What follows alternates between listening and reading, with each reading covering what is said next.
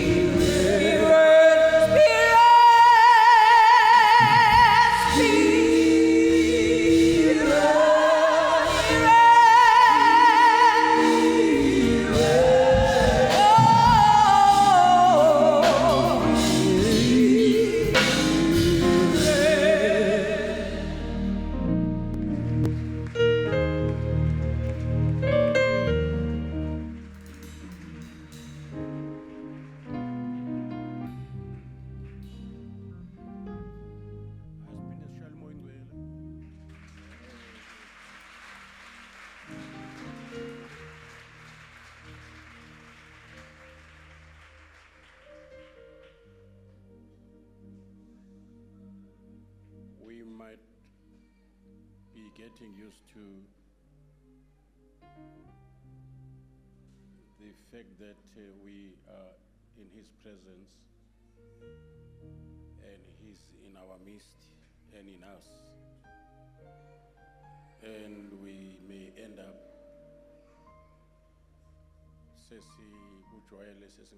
appreciate. Kanti in His presence there's fullness of joy. Where the Spirit of the Lord is, there's liberty. His presence is His glory amongst us. We are highly honored, bazalwane, ukuthi sinezikhulu esinazo ezingajwayele ukuba nathi, but He's ever with us whenever we meet in His name to praise, to worship His name. Can we appreciate His presence amongst us, bazalwane?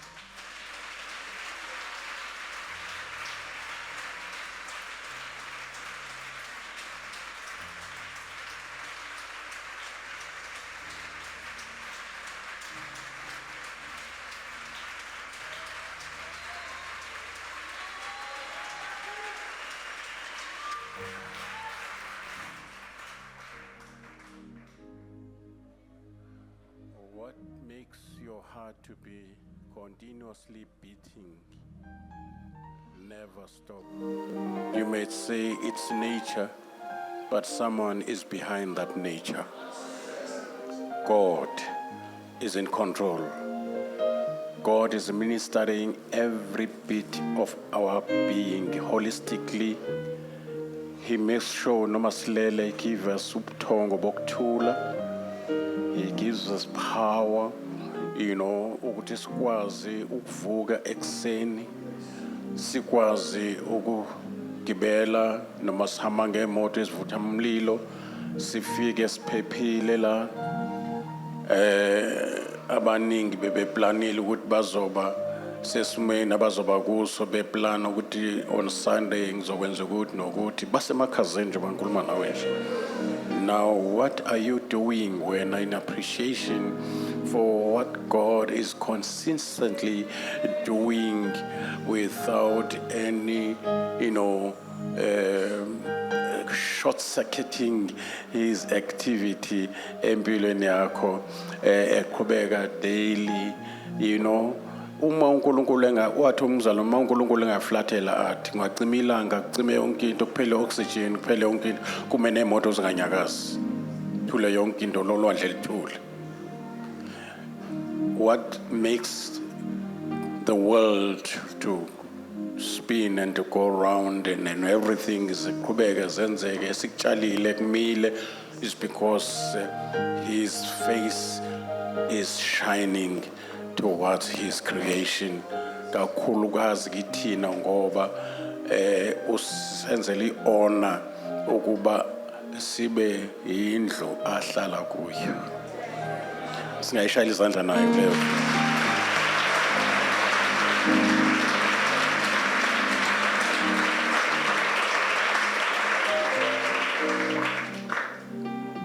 And kufuneka sikujwayele ukumbonga uNkulunkulu sesimbonge nangezinto asithembise zona kodwa engakazi igcwalisi ngoba once asithembise usuke seqalile. Akaqali ngoba esenza uqala esakhuluma. Yayibona indaba leyo ke bamba lapho ke bamba ukusho ke. Uzobona uma ubamba ukusho kuzowenzakalani. Bubuza kusara wabamba ukusho wakhulelwa at the age of 90 ebambe ukusho.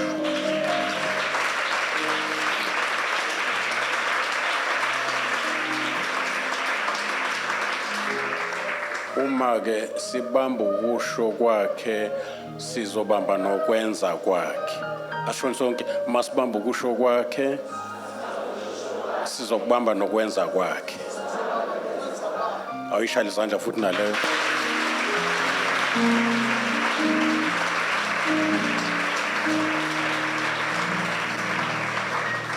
Akekho la endlini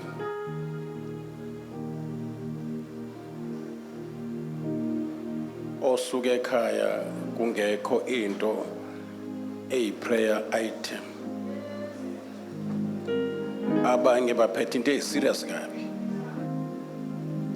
abeze bethu uma uNkulunkulu engayi-address lento, I think my days or hours are numbered. Ukuzwile uNkulunkulu njoba ukhuluma nje, ukuzwile njoba ukhuluma nje.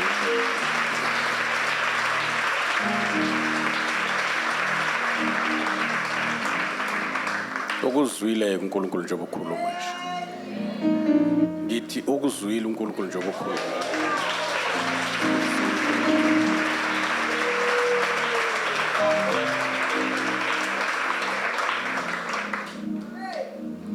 And we are going to see uNkulunkulu becoming more real kulezi nsuku zokugcina. Njengoba kumnyama kanje emhlabeni izinto zenzeka. Check what God is about to do.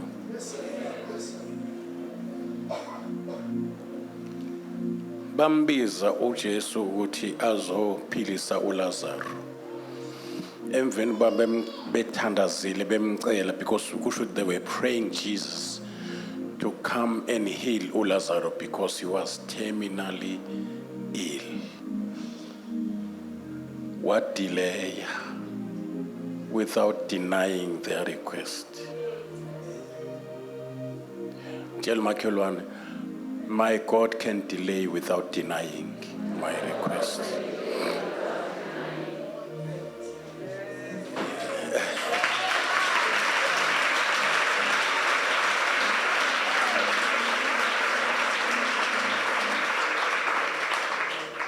His denial is a test of your faith to be more precious. His delay is, which since it is not his denial, that delay is a test of your faith. Do you trust him with all your heart or half-heartedly? Mangalungi la une option.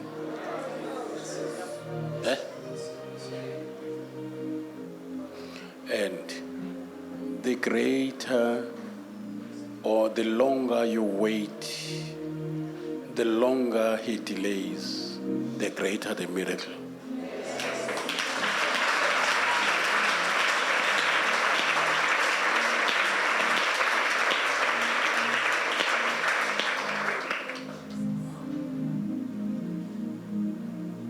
He will never fail you. Lord, we fungel. He will never. Ngicela uyisho sewuzisho wena.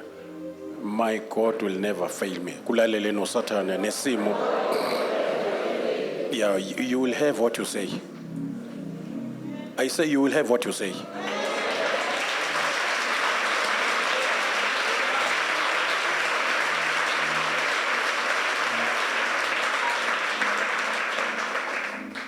I don't care ukuthi usemgodini ongakanani.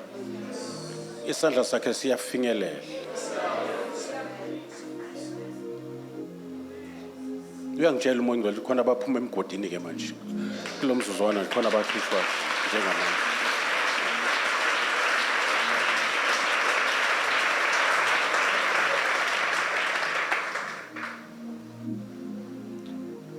Iplan kaNkulunkulu akona kuphela ukuba nawe.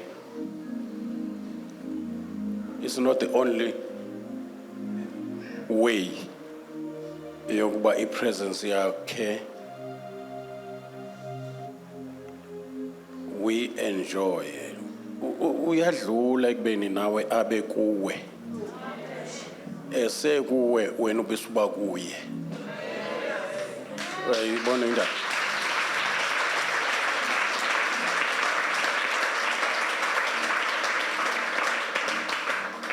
That is another way of preparing a species called a human being.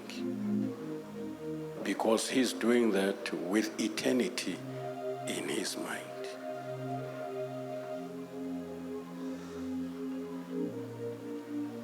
Right now, we are subject to time. Yonke into esiyenzayo. And our life is probational, preparing us for eternity. If we are faithful within the confines of time, we will be entrusted ngezinto esoba kuzo nesozenza nesoba nazo throughout eternity. So eternity yethu ukuthi izoba njani is determined ukuthi senzani within this limited time esinikiwe, a professional even in serving him. Kunemqhele ezayo yabantu abaseve faithfully. Lemqhele may mean even ama ranks eso entrustwa ngayo mafike ezulwini sesirana the affairs of the universe. Ngicela utshela makhelwane masifika ngale asizulingana ngama ranks kuzoya ngokuthi is faithful kangakanani now.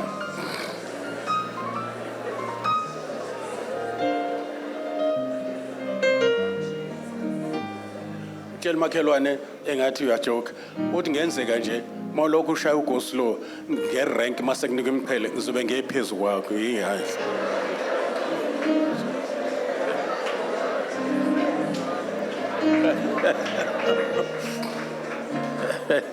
Malibonga igama lenkosi.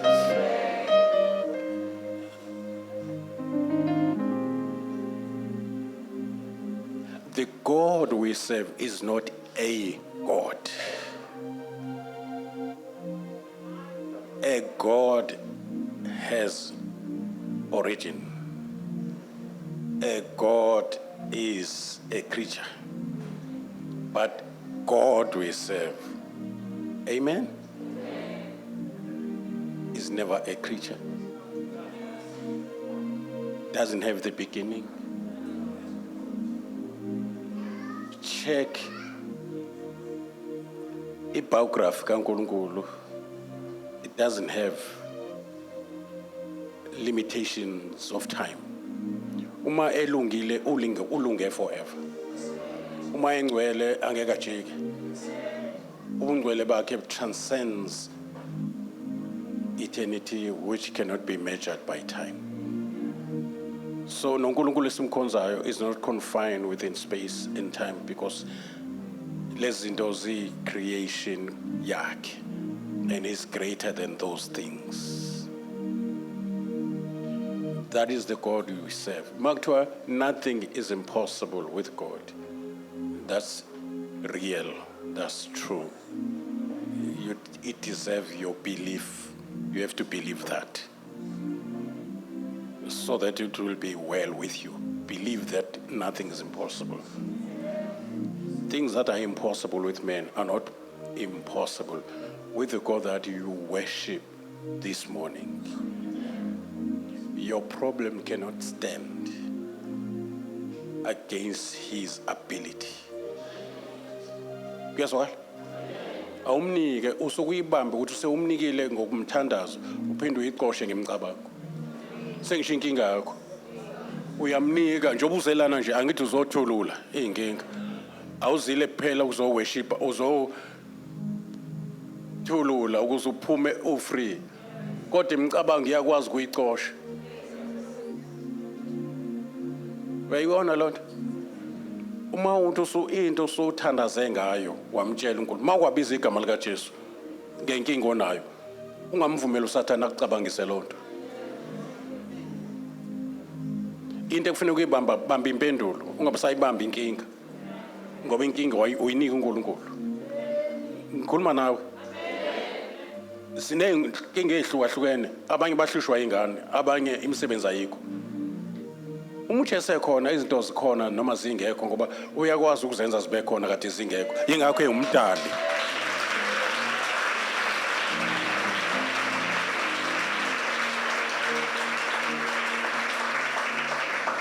Uma sinoJesu bese sithi asinazo izinto sisisho sisuke sichaza ukuthi azikho phambi kwamehlo ethu.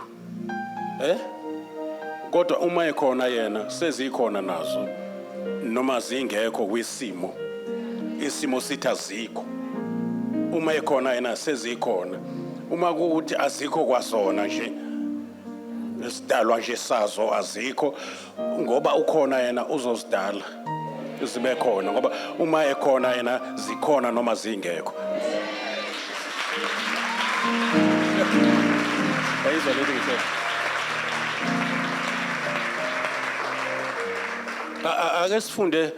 Ake sifunde indlela okuphila le yasezulwini ye kingdom. Because we are not of this world, though we are in this world. Ake siphile impilo yama standards asezulwini nawe kingdom ne language asifundisa umoya ngcwele khulunywa kanjani abantwana bangale. Simcela umoya ngcwele ukuthi ashintshe ulwimi lwethu ngokushintsha imicabango yethu. Ngoba kunento eziningi engabe siyazi enjoya, kunento eziningi engabe uNkulunkulu wethu uyabonakala nasebantwini ngazo. Kunabantu abaningi kufanele basindisiwe manje, abangeke basindiswe ngokuthi ngishumayelile, abazosindiswa ngokubona uNkulunkulu wakho ekwenzela izinto ezinkulu.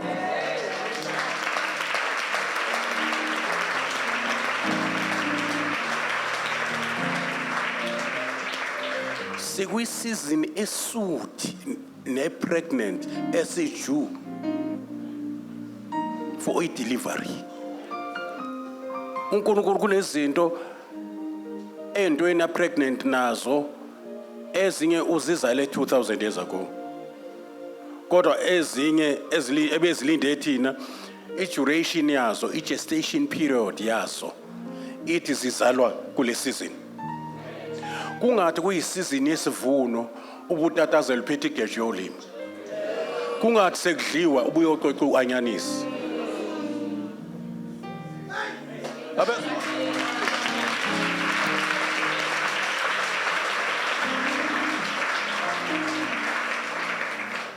uJesu uthi ovula umnyango ngingene ngiyodla naye adle nami. Akasho ukuthi ngiyopheka naye apheke nami. Kuyadliwa manje asipheki.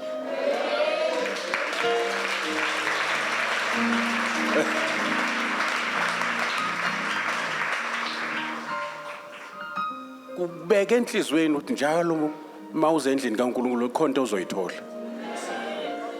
Woza nesitsha empty.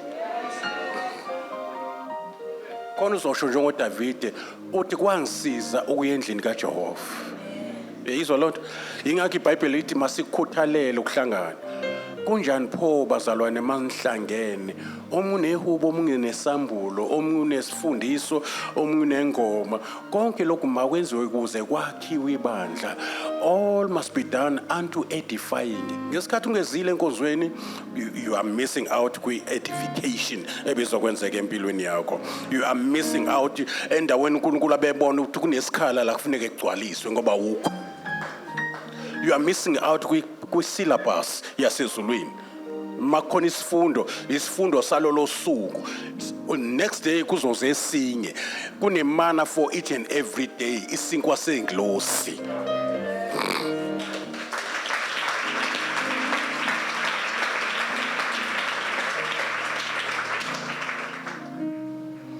Did you know ukuthi kenzeka sicele la kufanele ngabe siyadumisa khona?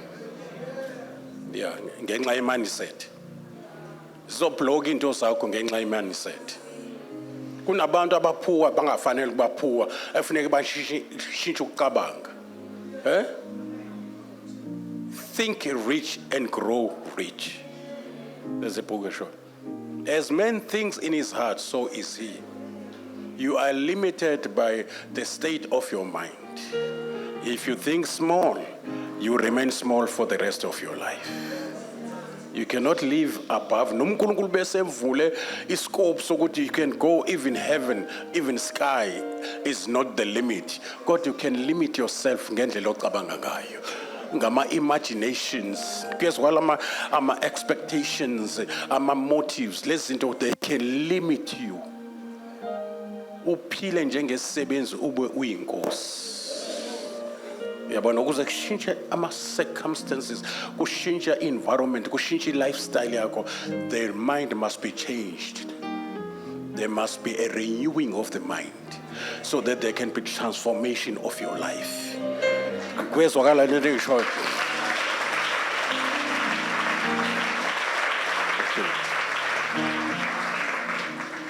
Sithi siyisizwe siyibutho lika Kristu, the most powerful army in the whole universe. That is why kuthiwa no weapon formed against us shall prosper. Kuyazwakala bazalwane? Manje ke sizofinyelela nini ukuthi lento ibanjwe ingqondo ngoba inhliziyo ibambile, but izinto ezibanjwe inhliziyo zingabanjiwe ingqondo azikwazi ukubanjwa impilo yakho. Ngithini manje? Musanicabanga ubhontshise niushiye ekhaya ungavuthiwe. Izinto ezibanjwe inhliziyo my spirit kodwa singabanjwe ingqondo azikwazi ukubanjwa impilo yami zibe experience in my life. Ngenhliziyo vele sengiyakholwa ukuthi ngemivimbo yakhe ngiphilisiwe, mangakakubambe engqondweni lokho umzimba ngeke ukuthole. Because your mind is the gateway. Be careful to bana ongena kuleli gate of your mind, because he'll catch up with your life. Usekhona la endlini? Into your life, into your family, into your life experiences. Into zoyi experience uyibambe ngesandla. Kufuneka wenze sure ukuthi you have open heaven. Your mind is above every part of your body is there. But uma ngabe la sivumela uSathane avimba izinto zethu from God, azikwazi ukufinyelela kithi noma kweyezethu. Angivumiki ukuthi ungena kwakho la namhlanje kufane nokuphuma kwakho. Angivumi wangempela.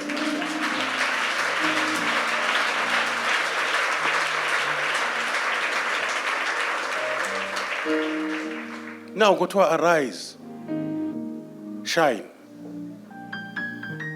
for the light has come. Who is the light? Jesus. And his glory has risen upon you.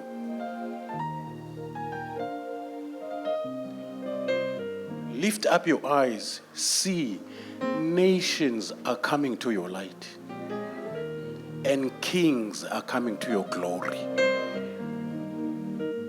Obana bafuna ukuyibona lonto izizwe zize ekhanyeni kwakho. Uqalele kuma family members babona ukukhanya. Ukubona uma kuphumeleza kuthiwa indlwabusi, niyazazi indlwabusi le. Ziphuma ziye ebusuku. Ziye ekukhanyeni, bazoza kanjalo ukusho uMongcwele kule unyaka nje bazoba beza kanjalo.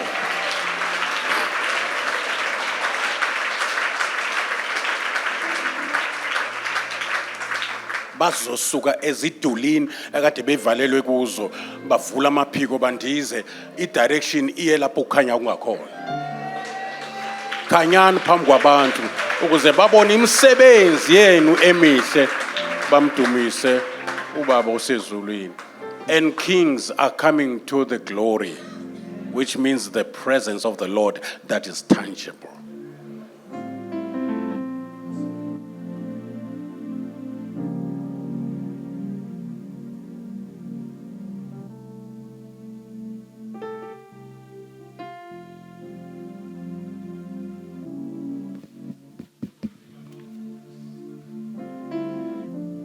Eza ekhanyeni kwebandla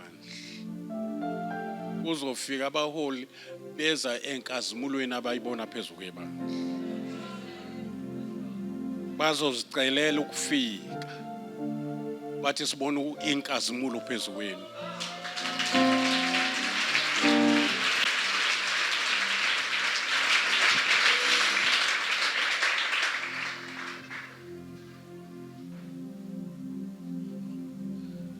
Sise kulemo esikuyo yokuthandaza, sithandazele izwe lakithi, sithandazele umhlaba lo, especially amazwe njengase Congo.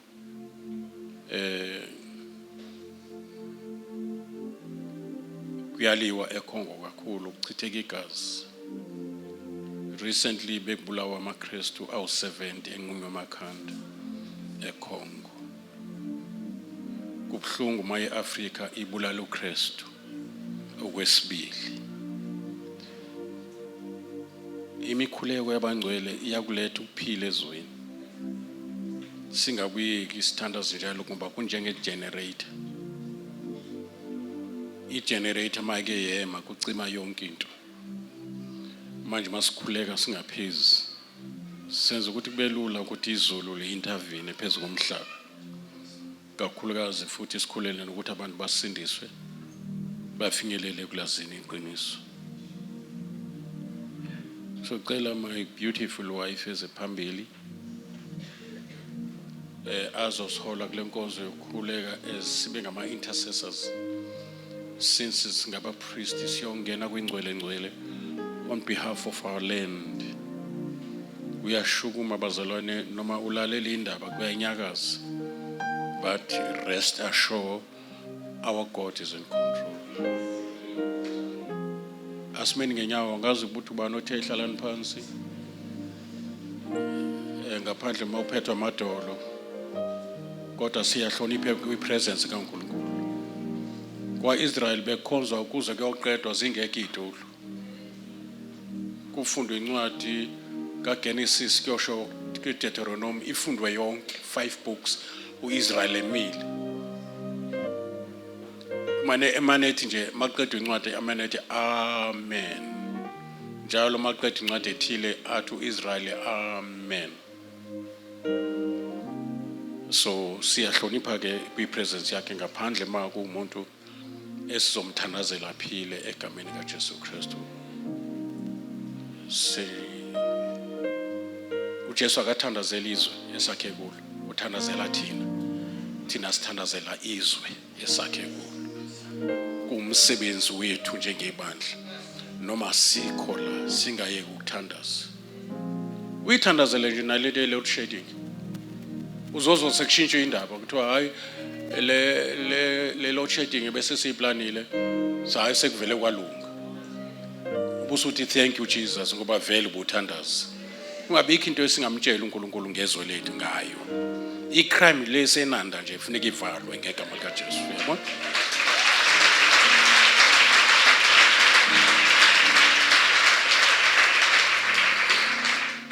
Sibathandazela abantu abangabavikeli, amasoja, amaphoyisa ngoba basebenza kanzima.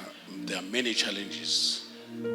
Saka bizwa i-department yakwa Labor e-Eastern Cape ukuthi siyodlulisa izwi lenkosi khona ngenxa yesimo psychologically esinzima kubasebenzi esesidinga umthandazo.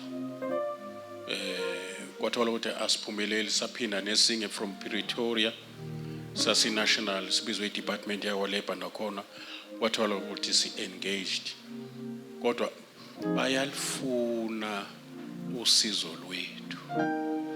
Bangapretenda ngathi abalifuni. Nathi asingasifanisi nabantu abangadingeki. Yabona asingabi engathi si-apologetic. Kufuneke kwazeke nje ukuthi yabona mawufuna i-solution kwi-problem yakho na indaba la ingakhona. Yeah, kufuneka sibe i-referral, sikureferwe kuthina mase konakala kakhulu kuthiwe kunomprofeti sikhonjwe phakathi kwesixuku kunomuntu kaNkulunkulu ophethe ivangeli eqiniso yonke lemizamo osuyizamile ngeke uhluleke masufike lapha. Ngifuna sifikelele kuleso sigaba ukuthi saziwe nakwabaphethe bathi singamthola umuntu onje onomoya woNkulunkulu. Awuthi uyi-waste ukuthi uhlala la ejele Joseph ngizokwenza uprime minister of the land. Kusho inkosi emhedeni isho kumntwana kaNkulunkulu. Over to you Mama Hlaba. Egameni likaJesu Kristu umNazaretha engcwele ukuthi ukhona kule ndawo ugcwalisile ngamandla obuNkulunkulu bakho. Baba wethu namandla noma yini esishoyo siyishe egameni likaJesu uyayenza. Baba wethu engcwele senza izwi lakho Thixo wethu namandla wonke umyalezo wezwi lakho Baba wethu othandekayo othe silikhulekele izwe. Baba wethu engcwele abaholi abaphathi bezwe iziphathe mandla ukuze sihlale kahle ngokuthula nangokunethezeka. Siyathandaza egameni lika Jesu Kristu njengabalindi usimisile baba wethu namandla. Nkosi yami njengoRispa owahlala edwaleni wandlala indwangu ephebeza ubusuku nemini, ephebeza inyoni, ephebeza ilwane zasendle ukuthi zingazidli idumbu zabantwana. Nathi baba wethu engcwele siyaphebeza ngomkhuleko egameni lika Jesu Kristu umNazaretha engcwele ukuthi uSathana akangaliqhobozeli izwe lakithi.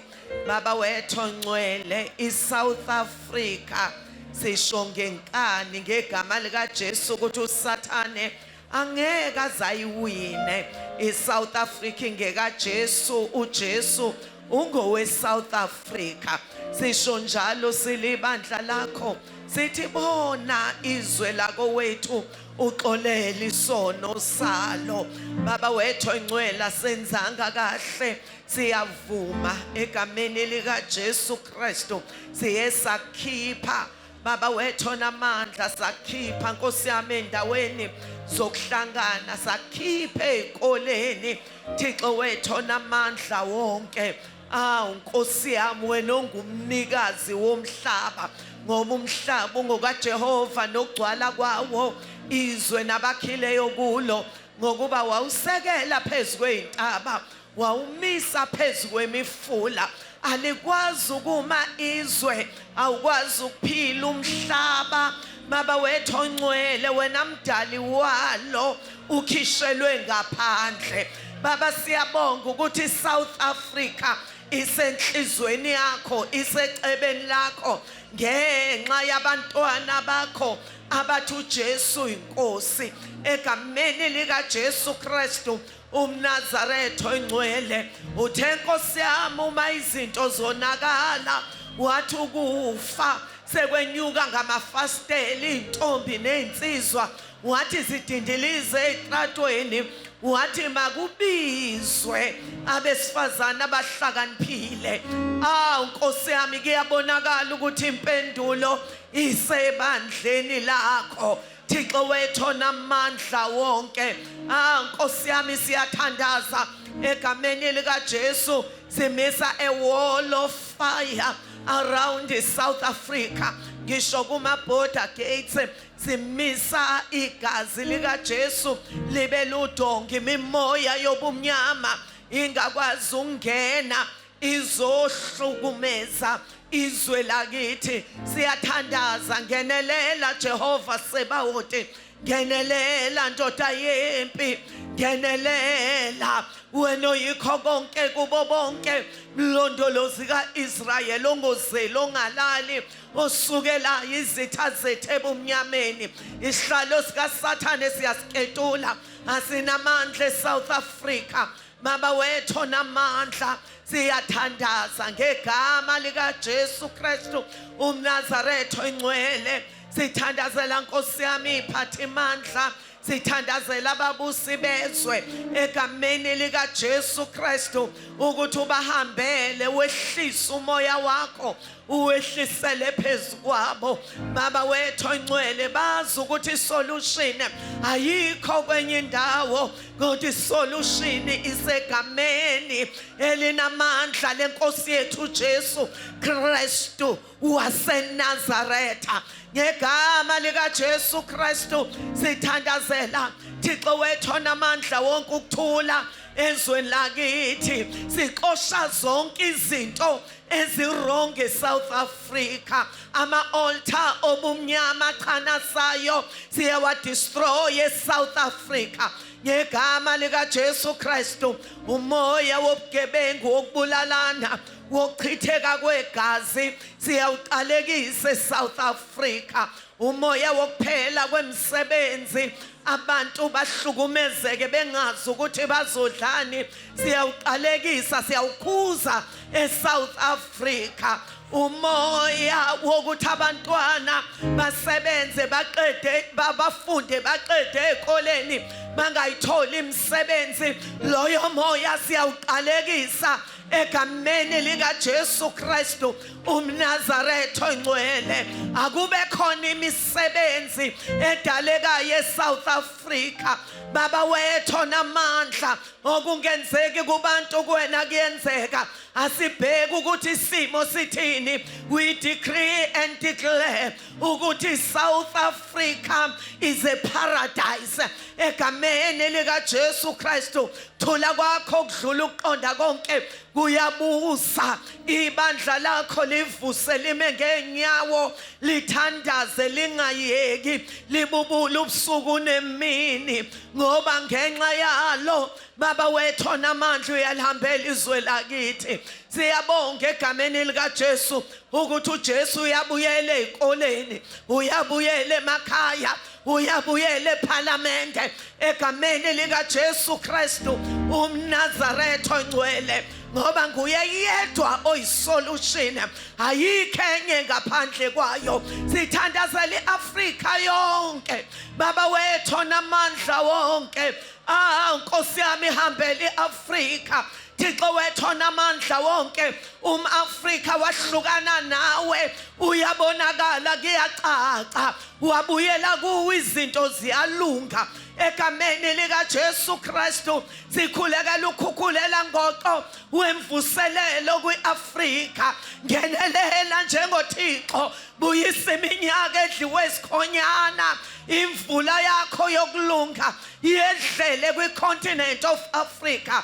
Sithandazela baba wethu ongcwele nomhlaba wonke la utshale khona abantwana bakho baba wethu ongcwele. Sihlakaza umoya baba wethu ongcwele wezimpi wokulwa wokungezwani egameni lika Jesu Kristu. Nale climate change baba wethu namandla simelana nayo egameni lika Jesu Kristu umNazaretha ongcwele. Siyabonga Heavenly Father ngoba sithandaza kuNkulunkulu ophilayo. Iso lakho liyabona ezindaweni zonke ngesikhathi esisodwa. Egcineni sithandazela abantwana baka-Abrahama, sithandazela abantwana baka-Isaac, abantwana baka-Ishmayeli egameni lika Jesu. Let there be peace ngegama lika Jesu.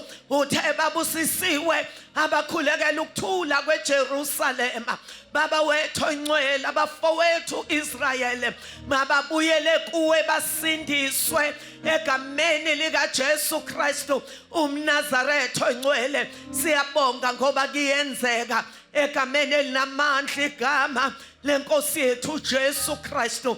Namanje baba sisazozwa izwi lakho mana ngomkhonzi wakho. Khuluma inhliziyo yakhe icebo lakho ney'nceku zakho zisamile baba wethu namandla wonke zishumayela imessage yeKingdom. Zimphakamisa uJesu yena yedwa isolution. Yima nabantwana bakho baba wethu ongcwele. Nkosi yami ubaprotecte kulesi sikhathi ngoba uJezebel ufuna ukubanquma amakhanda kodwa kanamandla ngegama lika Jesu. Thatha indawo ke baba njengoThixo sikunikeza isihlalo, busa, lawula ngegama lika Jesu ngoba uma ukhuluma kuvuka oLazarus abafileyo. Thatha indawo njengoThixo. Konke lokhu sikusho egameni elinamandla, igama lika Jesu, igama elingaphezulu kwamagama wonke, igama elisatshwa uSathane, amadimoni, ama-devil worshippers, ama-satanist, abathakathi, wonke amadolo ayagoba egameni lika Jesu. Take your glory, Father, in Jesus' mighty name. Amen. Asiphinde sishaye izandla abazalwane simlikude.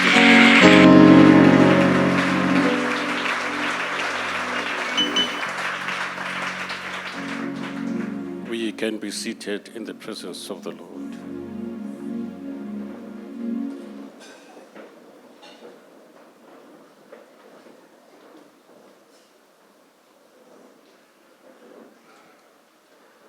Sibingelele baba wethu babu Khumalo umphathi ohlelo lwanamhlanje Sibingelele abantwana bethu abasihola ngendumiso. Sibingelele abantwana bethu abasikhonza bengaphandle ezimotweni. Sibingelele abantwana bakaNkulunkulu abangeke nathi njengoba sihlangene kanje online. Sibingelele abasihambele. Sibingelele ndodana nondodakazi noma besebehambile in the absentia uGandlela. Sibingelele ubaba be-leadership. Sibingelele ibandla likaKristu azithengele lona ngegazi lakhe.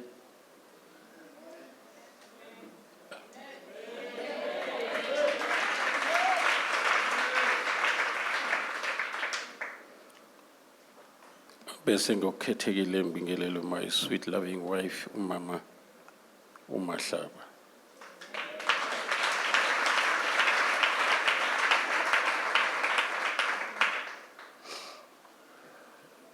Siyambonga uNkulunkulu kakhulu engalesi sikhathi kumnandi masi khona phakathi kwenu. Siyambonga uNkulunkulu nange leadership uNkulunkulu asibuse ngayo kuleli bandla ukuba noma sikho kodwa kube ngathi sikhona uNkulunkulu ebasiza kwi-ministry uNkulunkulu abanika yona yokuba babe ngabelusi balomsebenzi. Singabashaya izandla abazali baba.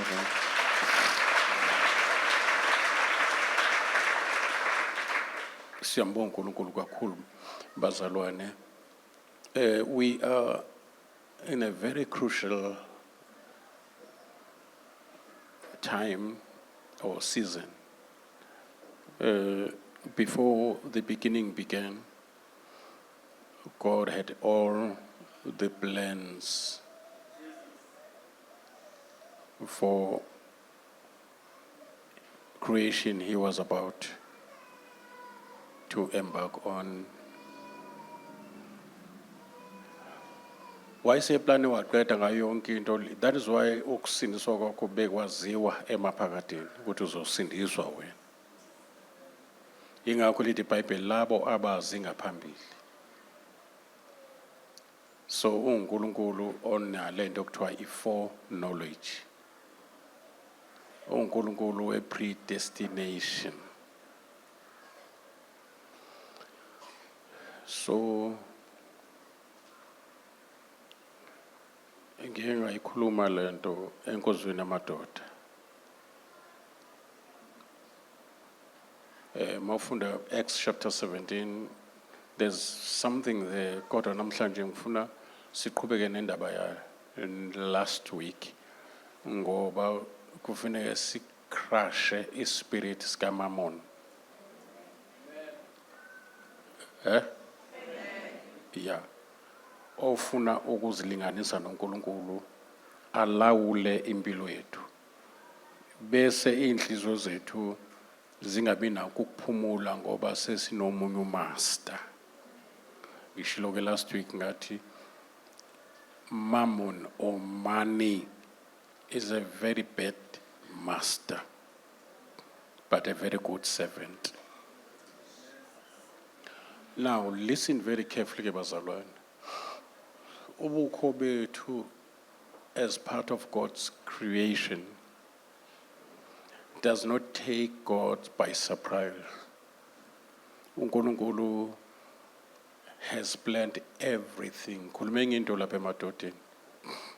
Ngathi uNkulunkulu bazi nokwazi ukuthi uSathane uyogcina uSathane.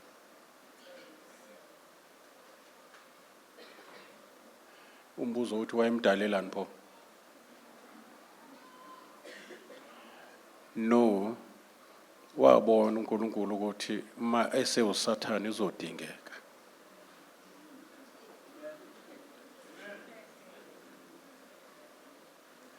Kodwa ke ngoba sifuna ukuba si-understand izinto zikamoya ngenyama. We have many questions that are not answered. We are not prepared to hear the deep things of God, which are understood by the Spirit, not by our finite senses. That is why abantu abahlakaniphe kakhulu asikhonzi nabo, abantu abafundile, but very few. Ngoba bahlakaniphe baze bacabanga ukuthi they can analyze ingqondo kaNkulunkulu. They're missing out. Manje lithi iBhayibheli, listen very clearly ngoba khonto ezokwenzeka namhlanje ayijwayelekile. Manje umuthi wasezulwini ungena ngendlebe. Inkululeko yasezulwini ingena ngendlebe. Nokulizwa nilazi iqiniso liyonikhulula, yabo? So that is why even umuntu ohlakaniphile, mhlawumbe professor noma bani of mhlawumbe umajor kwe-theology, uyabona, uprofessor of theology, esikhathini esiningi akuvamisile ukuthi uma uyi-student salowo muntu uzofunda iy'mfihlakalo zikaNkulunkulu, uzohlola izwi, uphume ney'mpendulo, uphuma sekuquestiona yonke into. And yet when udokotela so and so, uthe uma ufika ezwini esikunenithola ama-answers wabuya nama-questions. Why? Because izwe ngokuhlakanipha kwalo alimazanga uNkulunkulu. Kunemfundo ufunde ube yibhuku wem kodwa ubuye ungalazi iqiniso. Usho njengoHerode ma uJesu emphendule bese efaka indaba yeqiniso, athi uHerode ephethe abantu athi liyini iqiniso. Uyinkosi manje uyazibuza ukuthi baphethe kanjani abantu engalazi iqiniso.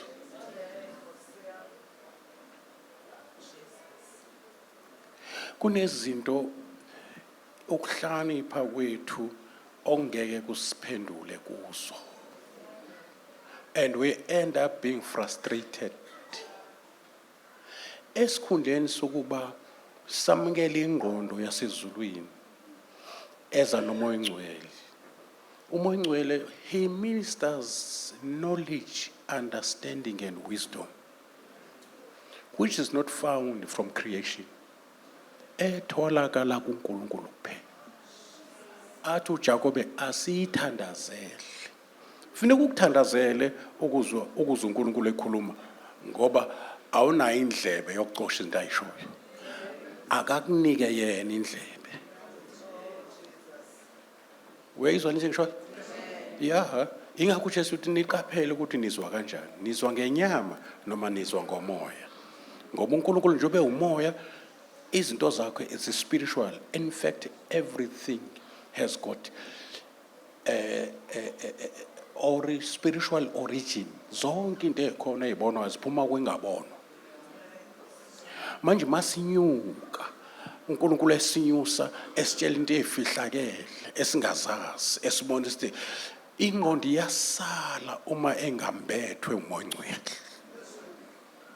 I don't think umhlaba uzoresponda ezwini kaNkulunkulu if the Holy Spirit was not hovering first. Before uNkulunkulu aqale athi let there be light, the Spirit of the Lord was hovering over the earth, so that each and every word iphuma kuNkulunkulu ingabuyeli kuye. Ngoba uzokhuluma nomhlaba uthi awenzeni. Uzokhuluma namanzi ukuthi awahlukane namanzi. Ukuze enze lokho akushoyo amanzi. Athi umhlaba mawuveze lonke uhlaza yonke into emilayo. Usho emhlabeni uthi mawenzeni. Kodwa without him umhlaba ukwazi ukwenza usho. The Spirit of the Lord must hover over the earth first. Into yenza abantu basonte 40 years esonta kodwa engasindisiwe. Akamniki ithuba umoya ongcwele to hover over, so that when the word is preached, zingafikile engqondweni blinded by the enemy. Ngicabanga ukuthi ezinye zezinto ezenza futhi nefaith kube ngathi inzima ubulula bayo ukubalula kwayo ngoba kuthiwa noyisula kaduki kule ndlela esihambayo. Ingakho nje basiseclassini ngaMongcwele nje ebhizi esilecturisha. Kukhona abanama degrees, khona abagcina ka standard 2, kodwa baseclassini elilodwa.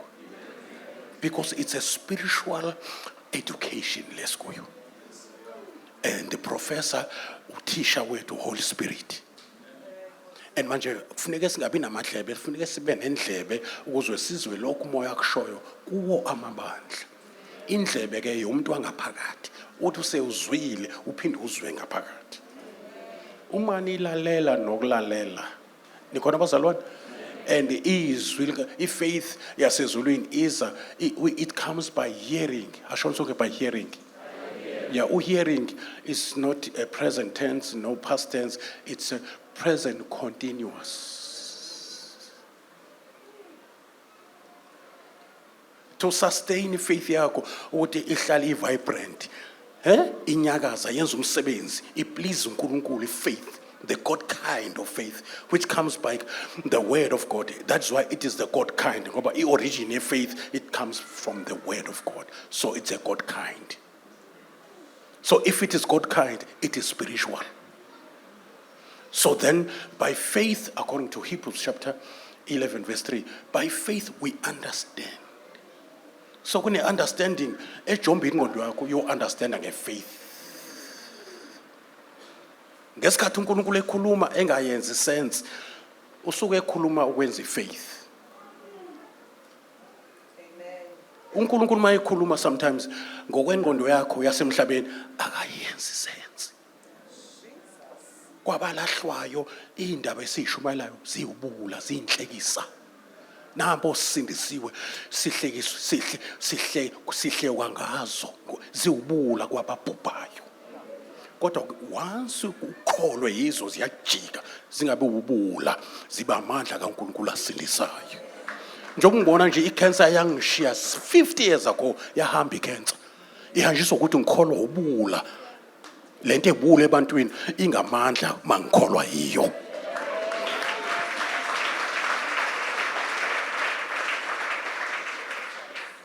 Ingamandla kaNkulunkulu asindisayo abamba isigebengu sakwakho osushaye wayeka esiphuma singena ejele esingathanjiswa yilutho afika sithambisa umoya ongcwele. Lesifo athi udokotela sesikubekile inyanga eziwu3 lungisa indaba yakho uyahamba athi umoya ongcwele mawufika la awuyindawo. Unganginiki ithuba, I will deal with this. It's impossible with doctors. It's not impossible with me. Bafundile ngomzimba wakho, mina ngiwubumbile umzimba wakho.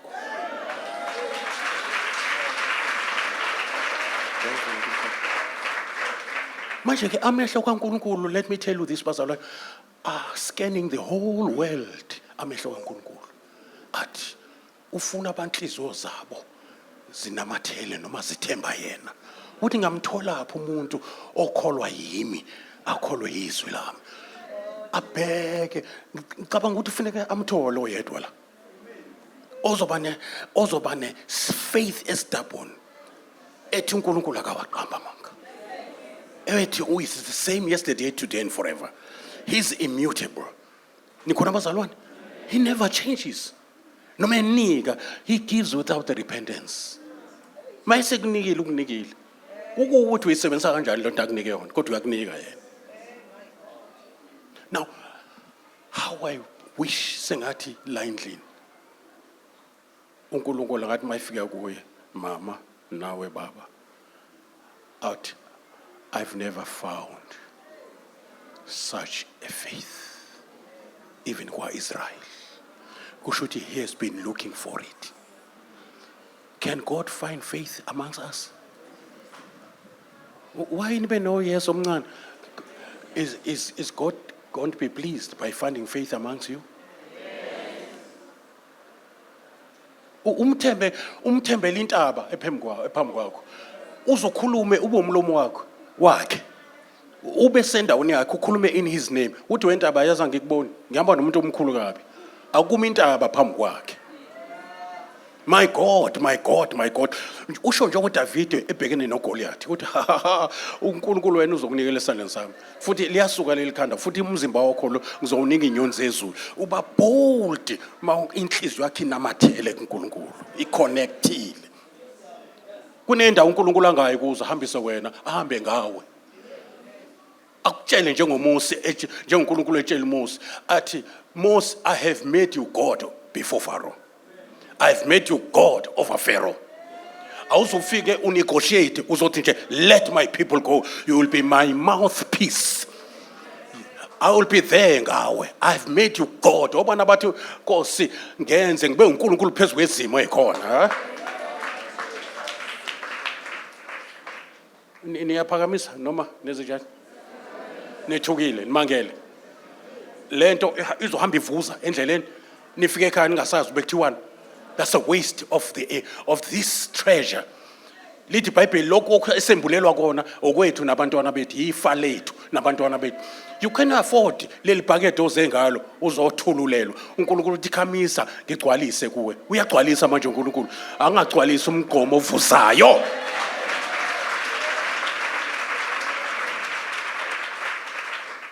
So akakhulumeli entertainment uNkulunkulu. Akakhulumeli ukuthi ujabule inyama yakho. Ukhulumela ukuthi kusizakale wena impilo yakhe ishintsha from glory to glory. Ukhulumela ukuthi kubumbeke yena in you. Mayitha senze umuntu ngomfanekiso wethu kusho ukuthi isithombe sakhe sona mathela kulento ayishoyo. Kuzophuma iimage yakhe emntwini. Mayithi ngemvimbo yakhe siphilisiwe kusho ukuthi uzosuka impiliso yakhe ingene emntwini aphile njengaye ephilile. Igama elithi sozo, I think, yes. Igama elithi sozo lisho the highest dimension of life. The very life that makes God to be God.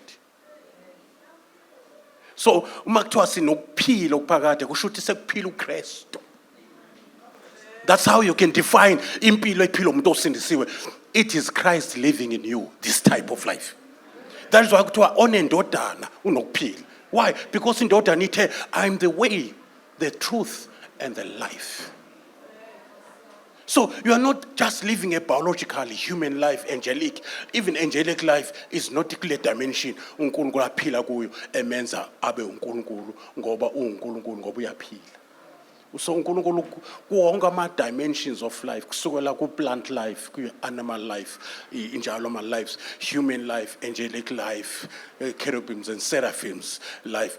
Wathatha eyakhe the highest dimension of life wasinika yona wayesethi eternal life. Ifanele uba eternal iphuma kuNkulunkulu moso eternal. So ayikuthi so ithole uJesu mayibuye seyaphila lempilo. Sekuthela sihambe ngokufanele ukubizwa esibizwa ngakho. Siphile sikhulume isolution kuma problems. Sikhulume into positive kwi negative situation. Sikhulume kuzoqala zabantu nezifundiswa zithi iyamhlanyisa ke lento okusindizwa kwakhe. Yabona? I-report ithi lesifo esimphethe sesihambe kakhulu. Yena ubhizi uyabonga ukuthi baba ngiyabonga ukuthi ngiphilisiwe. No, ukhuluma ilanguage yasezulwini. I-faith language ibizinto ezingekho njengento ezikhona.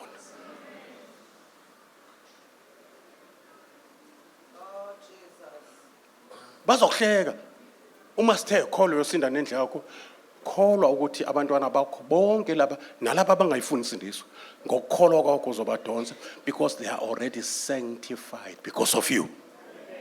They become sanctified. Ali should be purified. They are already set apart for God. Ukuthi kuze kufike usuku lokuthi bayithathele insindiso. But they are already set apart. Noma zishayeke ezinye ingane zife zizosinde ezakho zisindele wena. They are already set apart.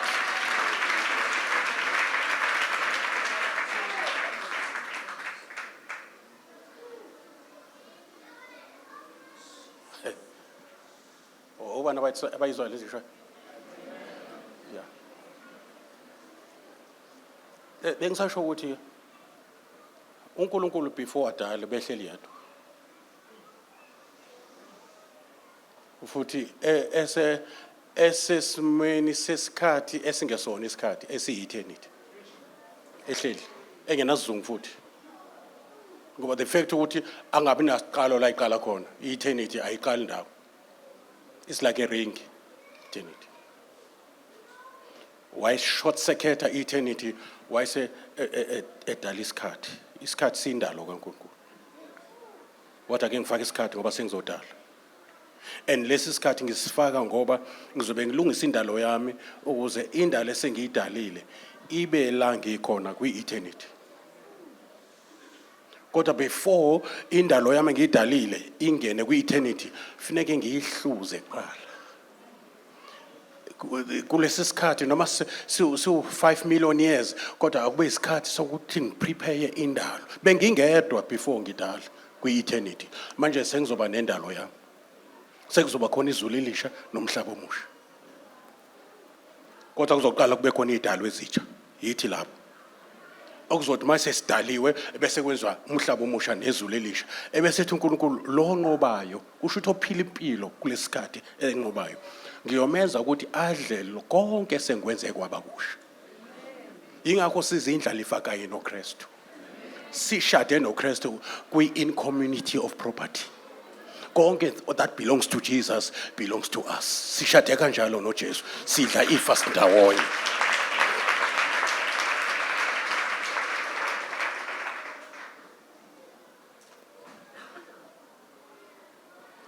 Hambe Bible school ngeke uyithole into engishoyo. Angisho ngoba ziphuma kimi nami ngiyamakala ukuthi ngiyithatha phi. Uma uNgcwele aphinda ngiphendule athi ngikwamukele enkosini nalokho engeninika kona. Manje ke siya esiphethweni sesikhathi sekusela about 1000 years and some years. Kube khona izulu elisha nomhlaba omusha. Kulo 1000 years uNkulunkulu uzobela, uJesu uzobela ehamba nebandla ekade liqeda ukuhlwithwa la qeda ukushada ezulwini. Njoba inamba yomuntu ku6 ingoba anyway u6000 years eyiphethe la emhlabeni. Then after 6000 years all the kingdoms of men will be subject to the kingdom of God. And then it will start with Christ ruling on earth and all the kings of the earth. Because in the Republic is Opel, Republic of South Africa, no president. Kuzosala amakhosi. Ngoba original idea. Even Jesus Christ is not the president. He is not the prime minister. He is the King of Kings. And we are preachers. We are preachers of the gospel of the kingdom. And now kingdom in categories. Kona kingdom of God. Kona a kingdom. Ishon. Nyayas lenye kingdom. A kingdom of heaven. Kukona kingdom within me. Kune kingdom engizongena kuyo. Kune kingdom engizoyibona. Kune kingdom ezongena kuyo. Kune kingdom which is already within me. Kuyazwakala bazalwane? And when Jesus comes, he is coming with the kingdom. In fact, ubaba wethu osezulwini is more Jewish because they are giving a prayer at thy kingdom come. Tina, the kingdom is already within us. Ingakho kuthiwa seek first the kingdom. And that kingdom is spiritual. That kingdom is already within us. In that kingdom we have been made kings and priests. Efuneke siqale manje sisela emhlabeni because as he is risen from the dead, seated at the right hand of the Father, given all the keys of hell and the grave, so are we in this world. So that is why kumthandazo kaPaulos matsitengi kumthandazo kaPaulos ukuthi uthandazela ukuthi uKristu aze abunjwe kuwe ngokugcwele. Uthi mawuthi uvula umlomo bathi yini akhulumiswa kwaKristu lo muntu. ngisho so exercise authority mase kufike wena kugulwa but wafika uNkulunkulu endlini. Kube nezinto ongasayiceli kuNkulunkulu okhuluma nazo zize because you have been given dominion over the works of his hands. Uma umnikazi wendaba ethi kuwe uma umaker wakho because umsebenzi wezandla zakhe, if your maker says about you, you will say to the mountain, be removed.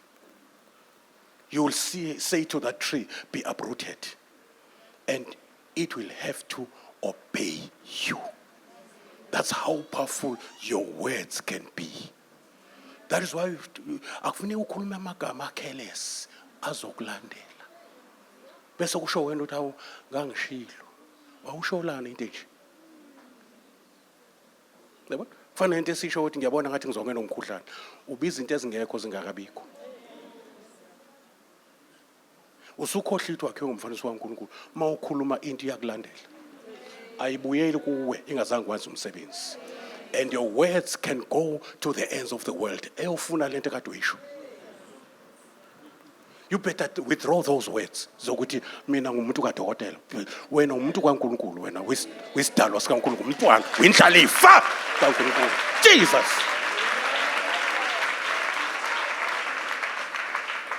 Unikwa ukhiye ingadlangadla zokhiye zokuthi into oyibopha la emhlabeni nezulu likulekelele liyibophe.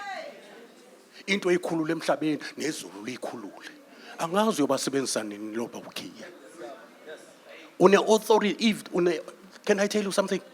Kule New Testament, not kwi Old Testament, kule New Testament, une authority even phezu kosuku lokufa. Ngeke kufe noma kanjani. Futhi uNkulunkulu usekusondeza eduze kangangokuba akasakwazi ukwenza neyodwa into engazaqala ngawo wayembula kuba bisebenza zakhe abaprofeti.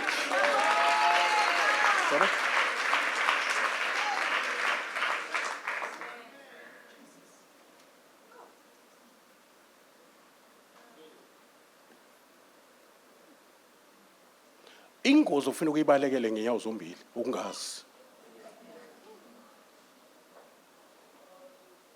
Njengoba ucabanga uSathane isitha esiyingozi, isitha esiyingozi ukungazi.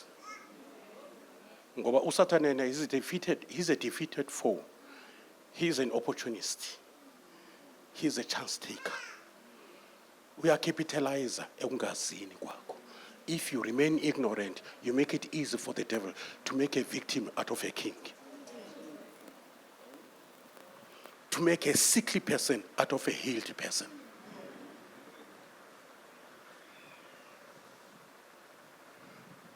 Ube uphopho, ube iphara, I'm sorry to kanti umthetho wakhe eplanning kaNkulunkulu wakhela ukuthi uhlale with the 23rd floor. Ema office namakhulu ukloza ama deal ka 500 million. Kodwa ubhizi uyakhangeza ama cent. Someone has hacked your destiny. Someone has exchanged your destiny. Someone has stolen your destiny because you walk blindly.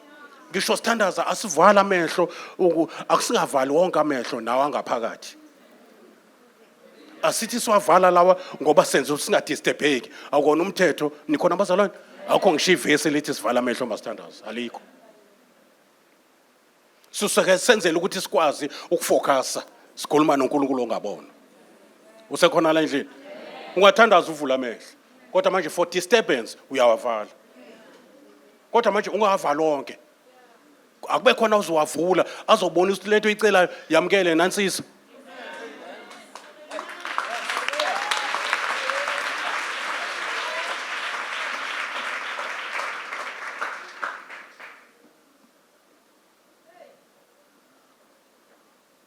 Tell makhelwane, what a day.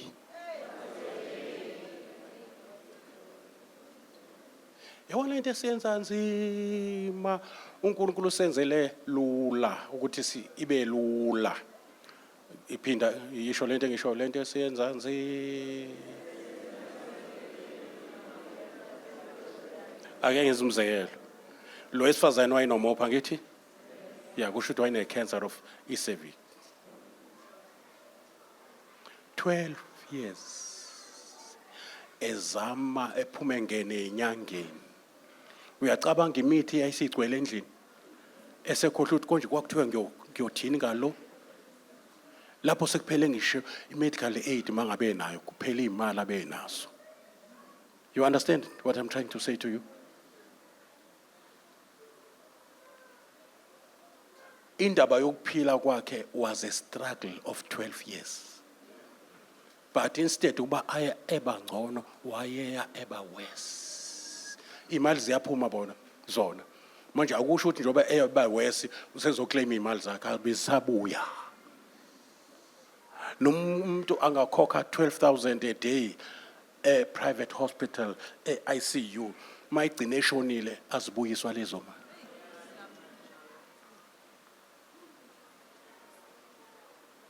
Asizwe ukuthi wesifazane wayebuyiselwe imali zakhe mayengaphilanga. Uthe kodwa mayesezwile ngoJesu asho sonke mayesezwile ngoJesu. Yav develop ifaith akade engenayo. Ikhona lebenayo yasenyangeni. Yavele yavenisha yona yaphela indaba yayo ngoba imsebenzelanga. Ingakho uNkulunkulu engafuni sithembe uMamoni sithembe imali ufuna sithembe yona. Sithembe yena. Singathemba ama resources sithembe isource.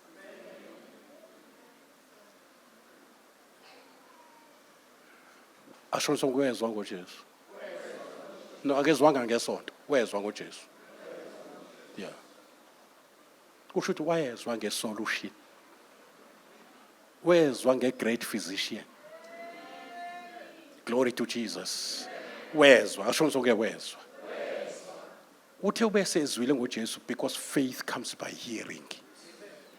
What develop faith in Jesus. Ngenxa ukuthi uzwe ngoJesu. Wayidedela ifaith yakhuluma because the Bible says we believe therefore we speak. Because if you just believe without speaking, your faith is dead. And then he said to her heart or to herself, be careful what you say to you.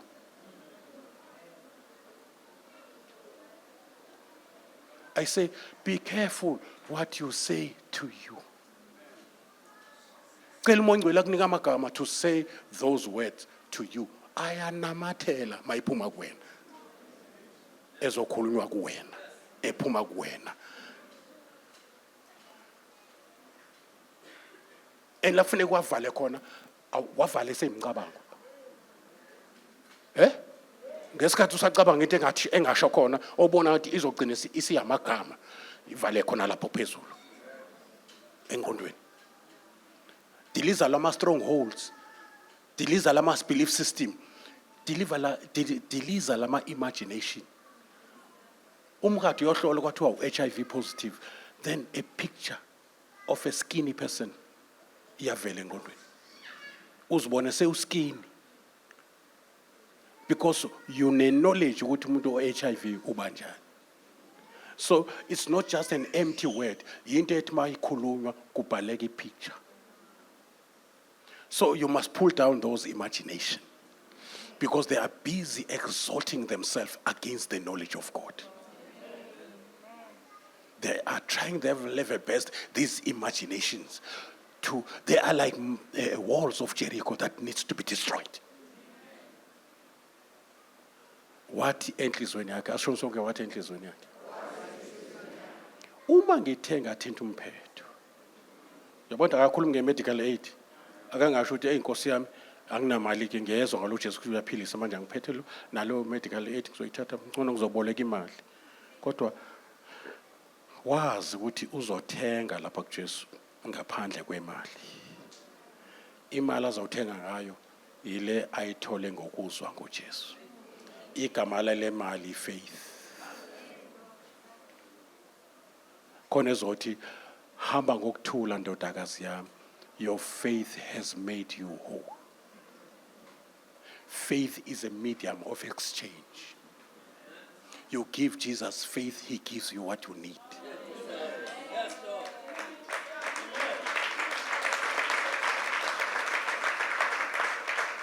if you want to see Jesus, ekunika izinto bengekuyithenge nangemali, ezikudonse 12 years uzama ungazitholi, give Jesus faith.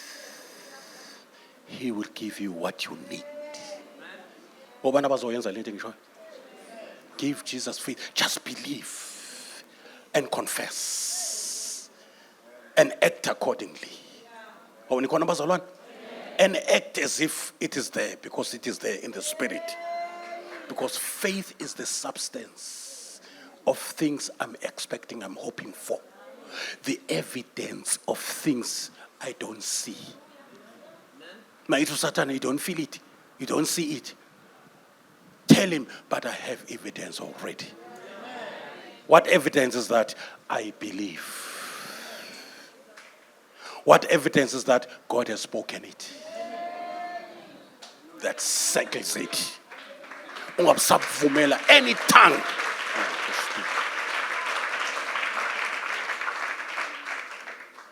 Once you have faith for the salvation of your child, unengane esindisini.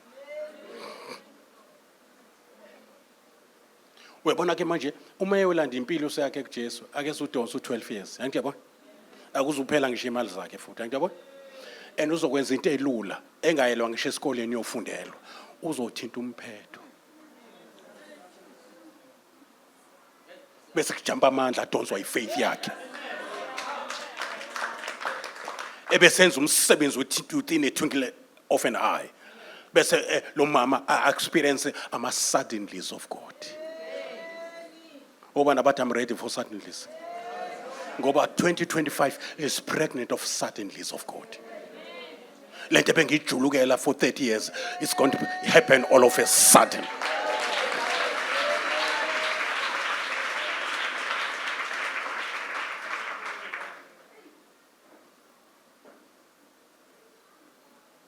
Ngicabanga ukuthi konje ngangoyisebenzela iminyaka emingaki le ndlela engihlala kuyo. Ngibuka nendlela abantwana abathole ngayo indlu esikhonzela kuye eGoli. There was no way ukuthi singathola a ready-made, tailor-made building for. Thina sangena sesiphethe nje izikhwama zethu namaBhayibheli. Khona idulo khona yonke into.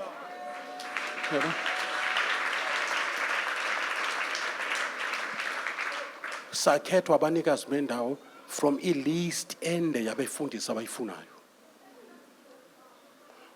Balalela intshumayelo zethu. Bavumelana, but these are the people abadeserve lendlu.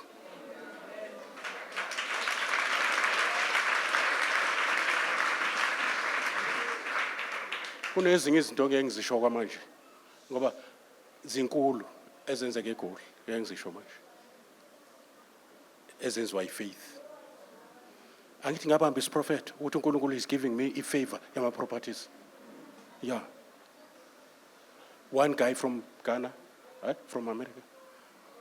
Yes. Nalendlu waseVerelem asimsola uNkulunkulu ngoku ngefarm esayithenga eqaleni. Ngoba vele abantu bakhe bebengapha eVerelem.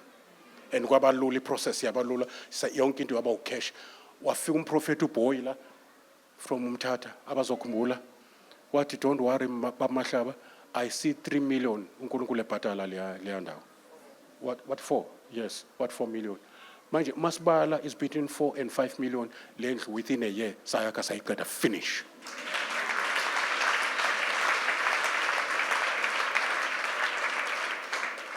Why? Because he's still the same today. He's a very present help in trouble. Awuthi momfonela ngomthandazo ungamtholi. Uthi kunamalungelo nxaphanxapha yamalungelo atholakala kuma promises kaNkulunkulu, ma promises akhe. IBhayibheli is full of God's promises to his children. Thina sizindlalifa zezethembiso. Leli gama testament igama elicishe elifana negama elithi will. Yeah, and now umbhali we-will ubizwa nge-testator. And manje i-will yakhe sebenza fully mayisefile. So that's one of the reasons zokuya kaJesu esiphambanweni, to establish i-will ukuba ibe active. Usekhona le ndlini? Ibe active ngoba lo ibhalile usedlule ekufeni. ukuze singene kwi-testament entsha with better promises. Abazalwane be-Old Testament engakafika uJesu babekwazi ngisho umisa ilanga. Manje kuthina kuthiwa in the New Testament sokwenza nangaphezulu kwalento uJesu ayenza. Manje sisabamba siyeka. Kusenento ye-religion. I-religion, it's man's effort trying to reach out to God. I-religion, abantu abanesimo sokumkhonza nokumesaba uNkulunkulu kodwa bewaphika amandla akhe. I don't want religion in your life. I want you to have relationship with your God.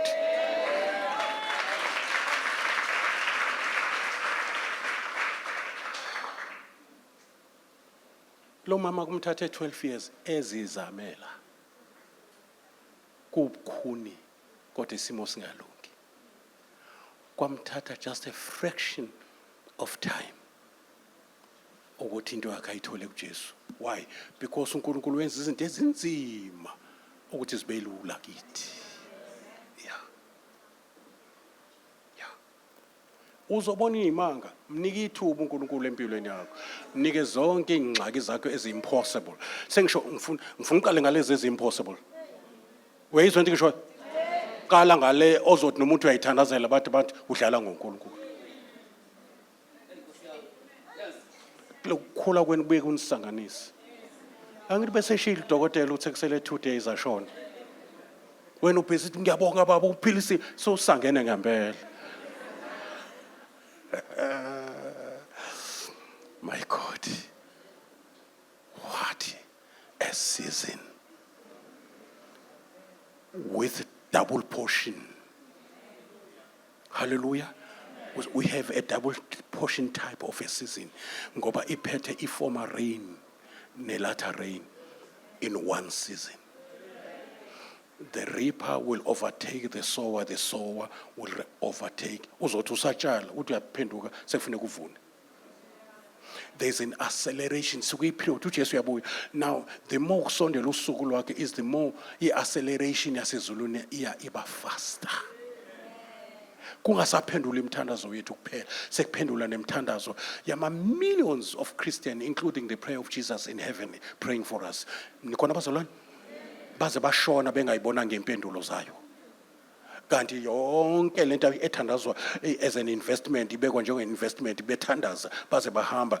Glory to Jesus ibekelwe thina esi generation ezobona uJesu ebuya.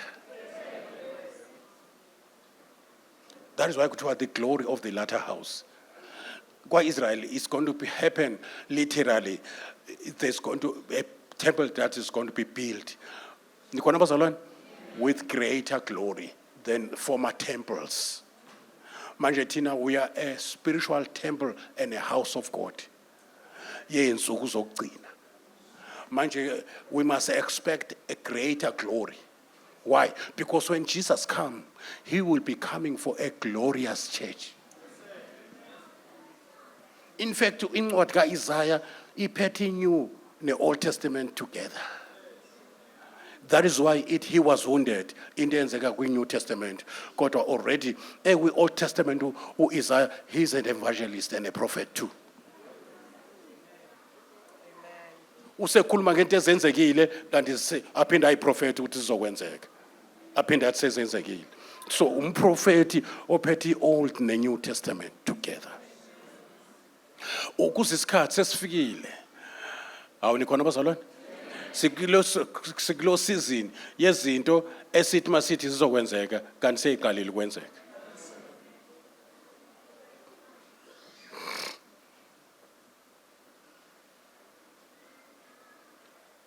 Ake sifunde la kule mzuzwana imizuzwana esele ngbo. Ha isikhathi sesinje.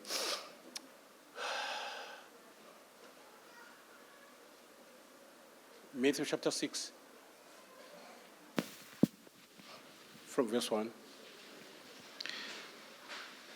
Matthew chapter 6. Mawufunda from chapter 5 ngiyayiphinda le. Chapter 5, chapter 6 and chapter 7. Jesus is on the mountain. Mawufunda chapter 5 from verse 1 sizwa uJesu eshiya isixuku enyuka intaba abafundi bemlandela. Umfundi chapter 5 verse 1 uthi 1.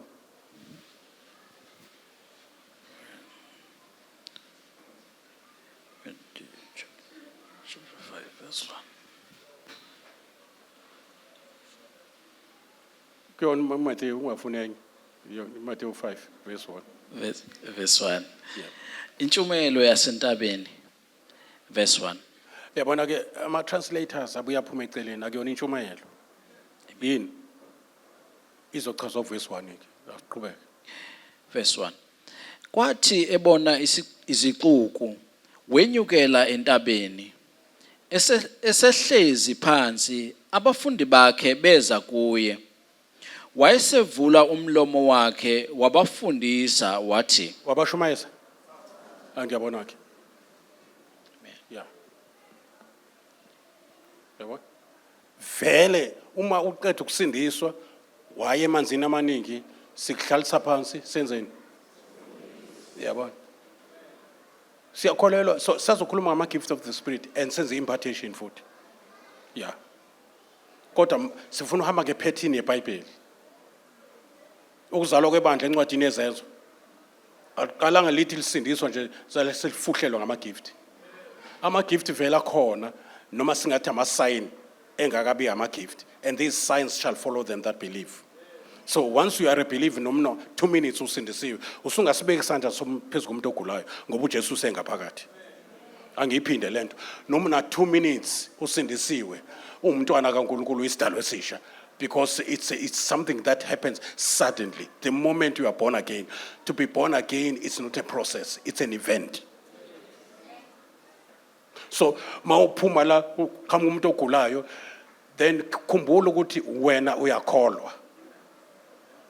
These signs shall follow them, not shall follow apostles, prophets. No, these signs shall follow them that believe. Can I see believers in the name of Jesus here?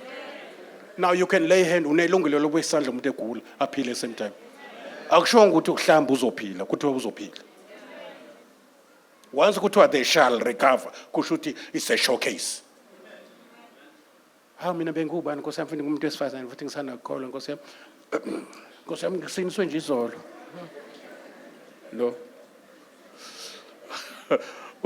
Umfazi waseSamaria wasindiswa same day wafakaza. Engazi ngisho elilodwa ivesi. Kwanquzuka iSamaria leza kuJesu lonke. Lidonsa umuntu onat hours esindisiwe. Njengoba uneminyaka u15 usindisiwe, kusenzima ukuthola umuntu oyedwa ukuthi asindiswe.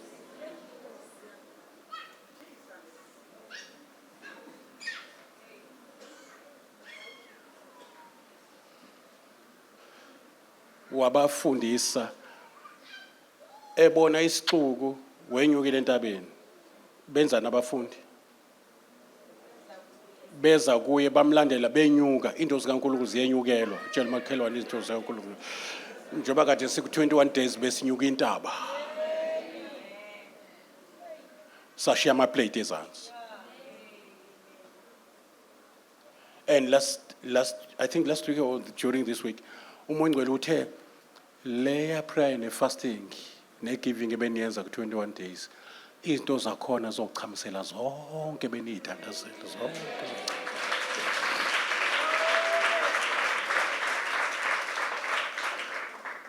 You see? Isixuku sasala abafundi banyuka. Mayeqale bafundisa uthini? Babusisiwe abampofu. Manje isixuku asikuzwa lokho. Uthi uJohn ubusise umuntu ozwa lelizwi lesiprofeto.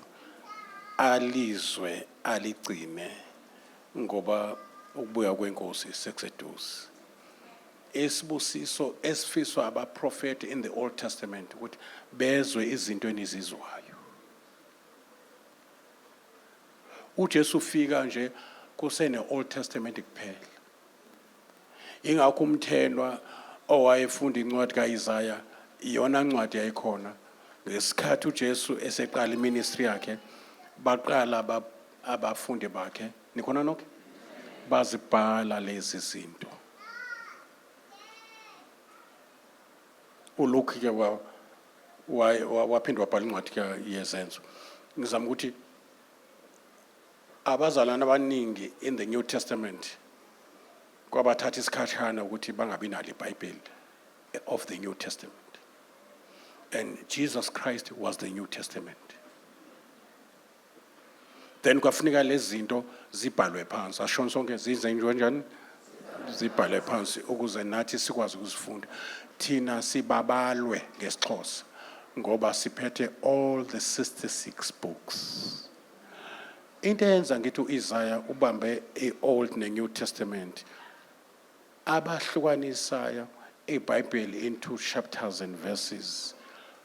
Bawenza ama-chapter encwadini kaIsaiah abamangaki? 66. And how many books of the Bible? 66.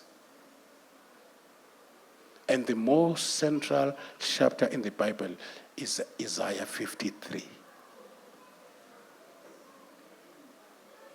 And Isaiah 53 mayivula uthi uba nokholiweyo. Ngoba once ukholwe ireport izokwenza umsebenzi kuyi-report. Who has believed our report? At Johani ave kulula ukuthi samkele ubufakazi nama-report ashiwo abantu. Ama-report ashiwo indaba zakwa-SABC, ama-report ashiwo odokotele. Siwabamba njengezikhali zamantungwa. Who has believed heavenly report? That he was wounded for our transgression. That's the report. By his stripes we are healed. That's the report. Who has believed our report? In what measure do you believe God's report against man's report? Abraham, umzimba wakhe wamreportela ukuthi you are late for children. Isizalo sikaSara sasemreportela ukuthi don't sasikhathaza. Your wife is 90. Kade adlula esikhathini sokuthola abantwana. Forget it. Lithi iBhayibheli wakholwa kunjalo kungekho themba wakholwa ngethemba. Ithemba lani lelakholwa ngalo? A promise. God has promised it. And then he was fully persuaded that what God has promised, he is able to perform. And he was not weak in faith. He was busy giving glory to God based on his promise. Ingakho ethi nomfana wakhe maye umnikela ezomenza umnikelo okushiswa abe umlotha uthi sisayokhonza siyabuya. Uzobuya kanjani ingane isiyumlotha? Uzobuya naye ngoba uyakholwa ukuthi isithembiso singaye lo mfana. uJesu uzoqhamuka khona la. So mayithi angimshise kusho ukuthi uzomvusa. He was a champion of faith. Why not faith that cannot be shaken, that shakes every mountain before? Any mountainous problem that is facing you now will vanish if you can just exercise your faith in Jesus' name.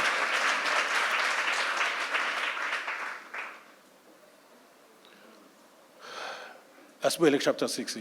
uJesu wayebafundisa isixuku sisele ezansi. Kukhulunywa la nje, kukhulunywa nabafundi. Can you ask your neighbor, usesixukwini noma umfundi kaJesu noma nje usesixukwini uphila ukhona? Bebonda. Ngoba umoya wesixuku awunayo appetite yemfundiso. Uzozwa nje makuba bekuthiwa isikhathi siyavuma mawufunda chapter 8 uzozwa nje ukuthi isixuku sona silinde ukuthi nje senze njani ehle entabeni. Indoda yokuqala nje yathi mawuthanda ungangihlambulula bayifunela ukuphila kuphela. Kungenzeka nje isixuku esila endlini sithi nje uyoqeda nini asithandazele mina ngiyakudla. Naye ukhuluma ngayeki isixuku.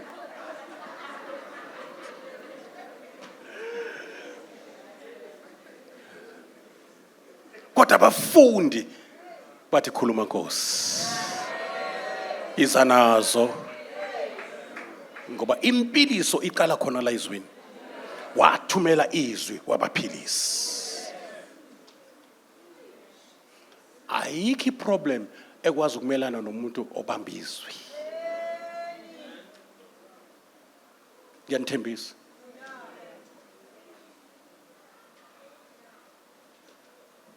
Masulibambile izwi lakhe lesithembiso, ungabusayibuka imeko. Ngoba yayingekho ngesikhathi izwi lenkosi likhona. In the beginning was the word. Alisho ukuthi in the beginning was the devil. In the beginning it was the problem. I problem ivele after the beginning. Zonke izinto ezivele after the beginning. That is why 80 before Abraham was, I am. The I am of God is older than Abraham. I past tense ka Abraham ayikwazi ukufika kwi present tense ka Jesu.